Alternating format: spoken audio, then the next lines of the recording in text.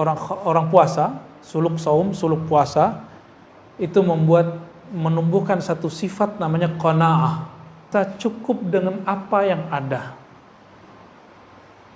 Ya.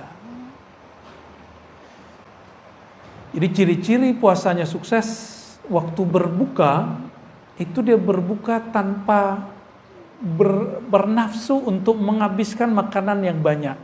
Kita tidak mikirin lagi selama waktu-waktu tersebut Allah mengantarkan rezeki ke mereka dari pintu mana aja. Ya. Kalimatnya apa? Wa qillatu mulahazatihi li shaumih. Dia tidak memperhatikan puasanya. Dia tidak menganggap dirinya berpuasa. Dia nggak menganggap dirinya soleh. Wa wajlihi min taqsirihi. Dia menganggap puasanya nggak sempurna. Nah, jadi ini yang adab kalau mau berbuka. Sebelum berbuka baca syahadat, lalu baca istighfar. Asyhadu an la ilaha illallah, asyhadu anna Rasulullah, lalu baca istighfar. Coba.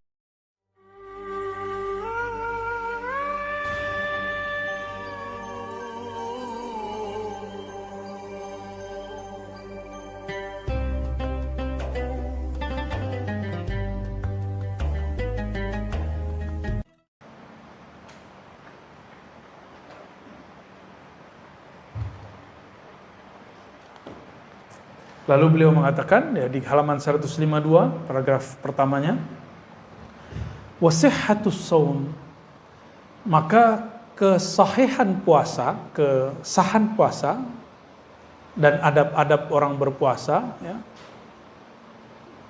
itu tergantung kepada, coba, ada banyak hal di sini. Satu, sihhatu maqasidihi, kelurusan niatnya. Yang kedua, mubayanatu syahawatihi wa hifzi jawarihi, menjaga anggota tubuhnya. Yang ke berapa?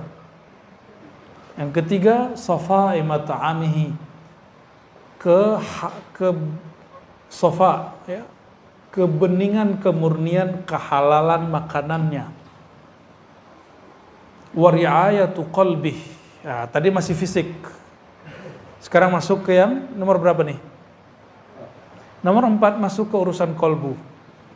Riayatu qalbih. Puasa itu tidak hanya menjaga diri, menahan diri dari makan, tapi juga menjaga kolbu. Wadawami zikrih. Nah, ini dawam zikri namanya ini di depan.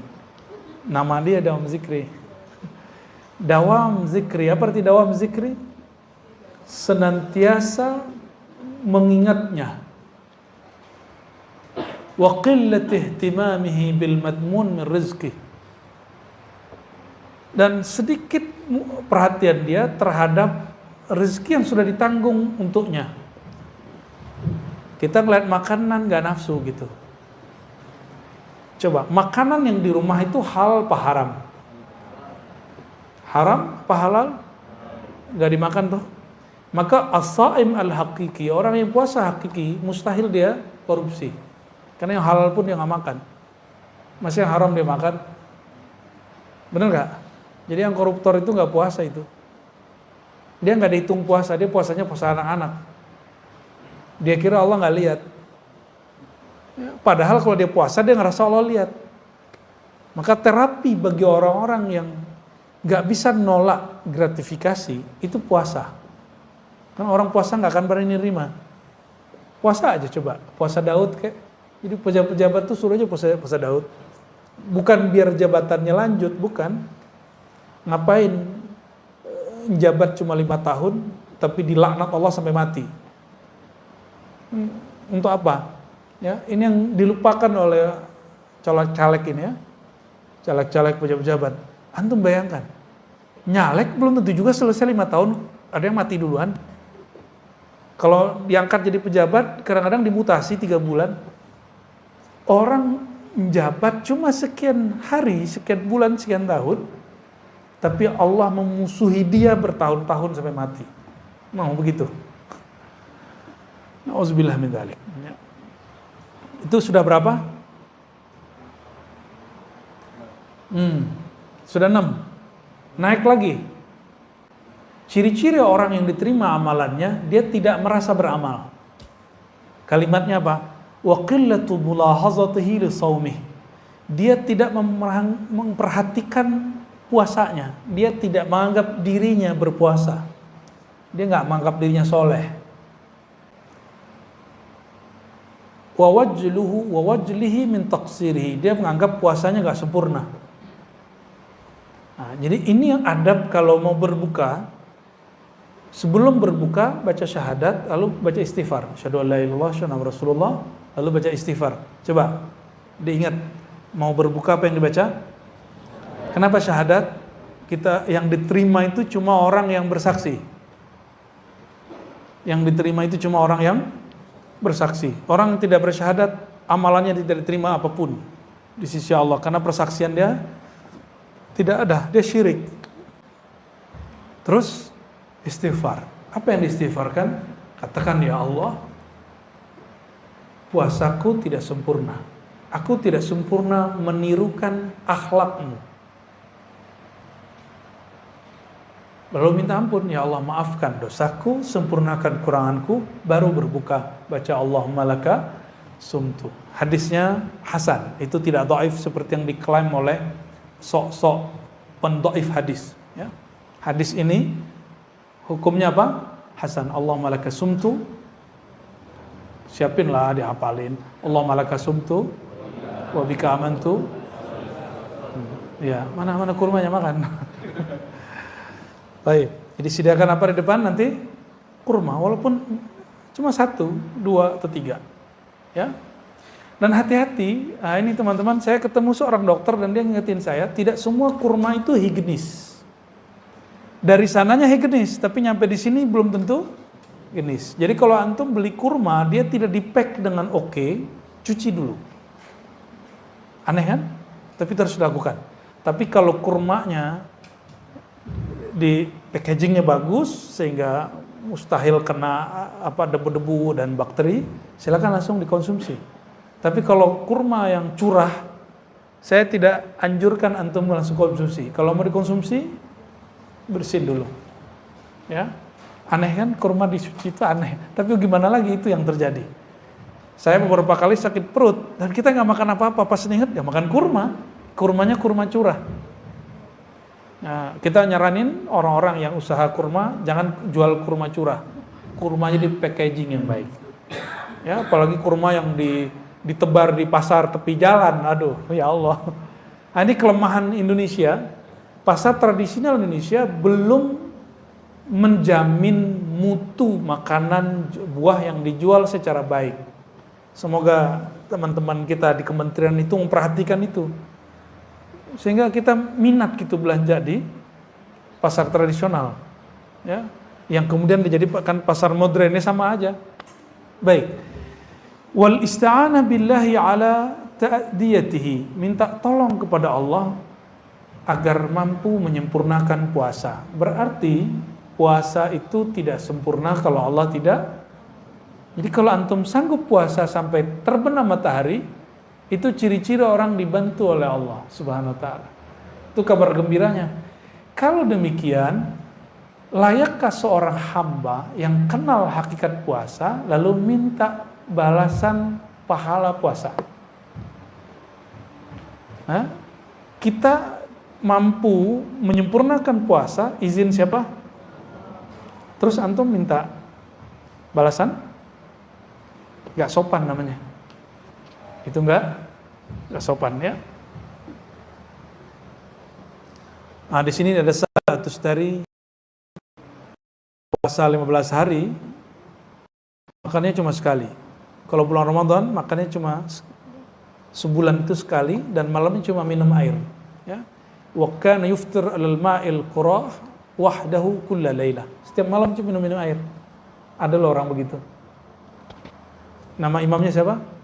Sahal bin Abdullah At-Tustari, salah satu imam salafus saleh. Jadi kalau ada orang bilang itu bid'ah, bilang aja ente seleranya besar, ya nafsu makannya gede, jangan salahkan imam At-Tustari. Itu imam besar itu ya. Wah, ini banyak sekali model-model puasa zaman dulu ya.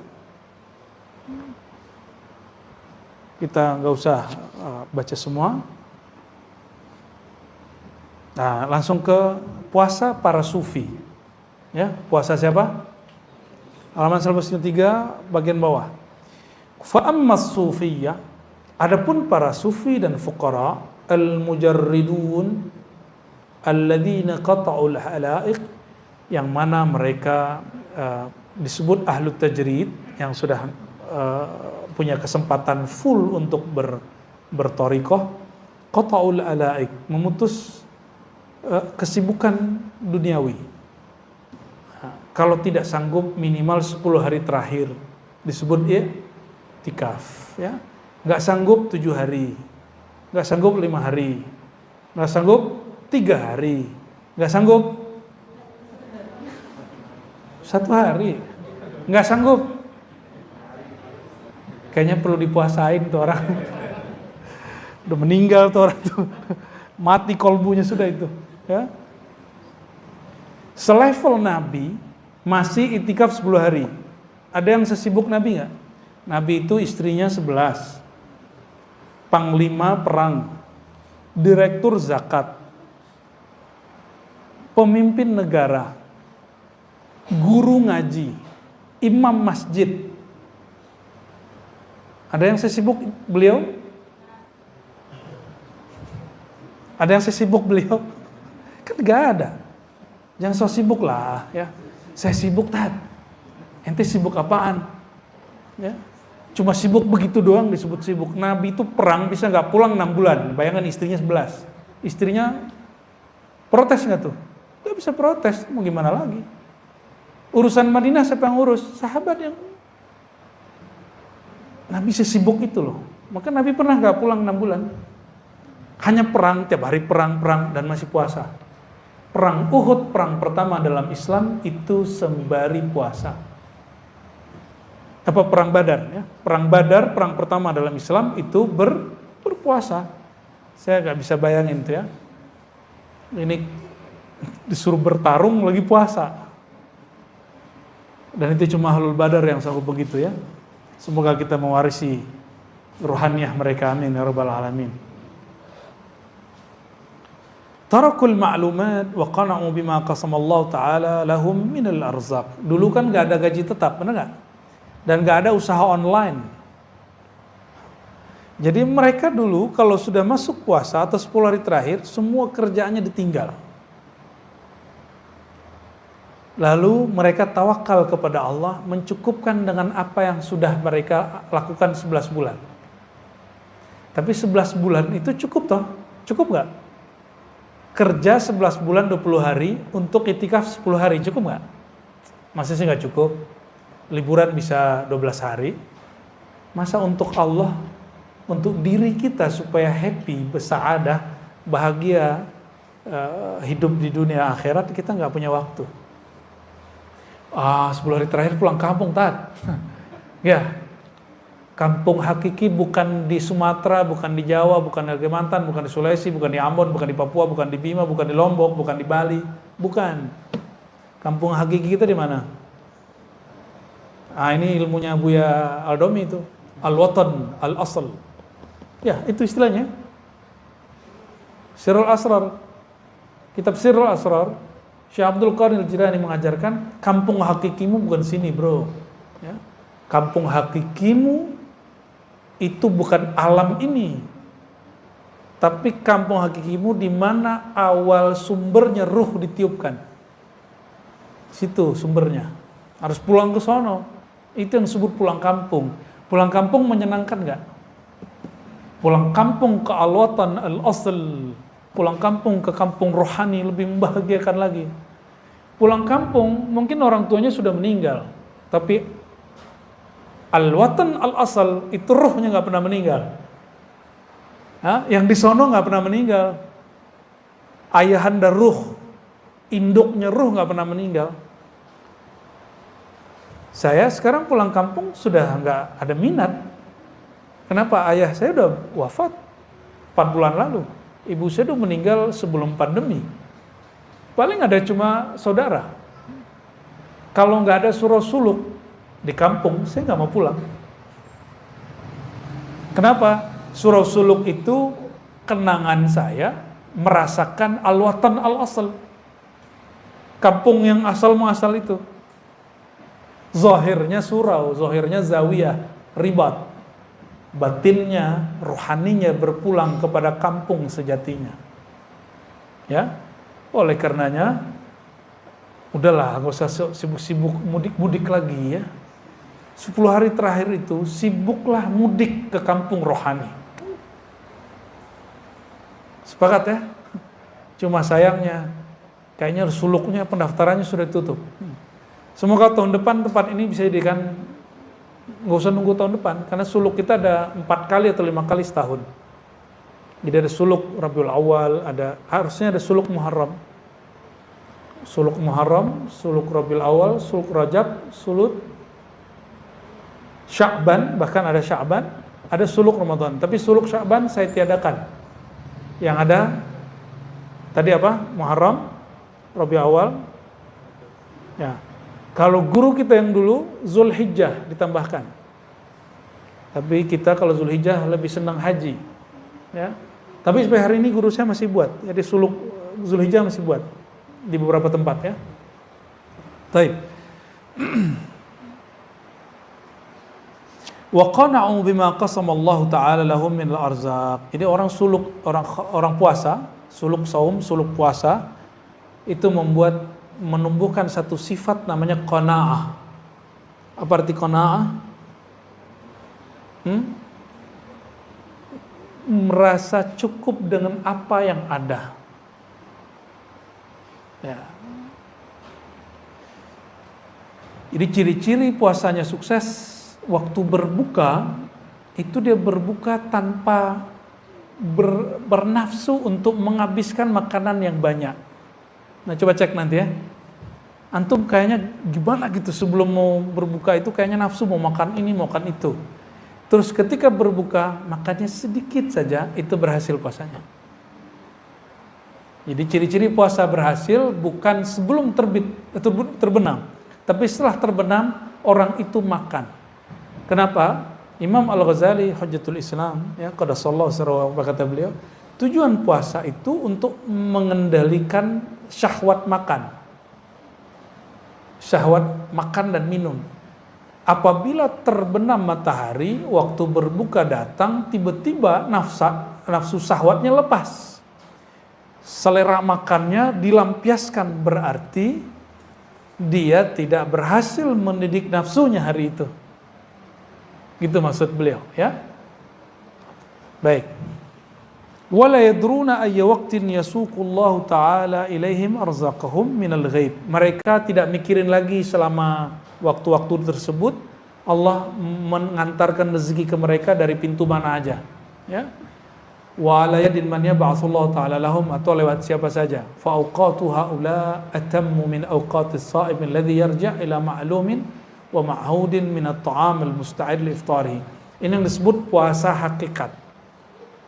Jadi puasa hakikat memutus ikatan diri dengan selain Allah, lalu merasa cukup dengan pemberian Allah, tidak lagi kemudian sibuk dengan asbab, langsung kepada sumbernya.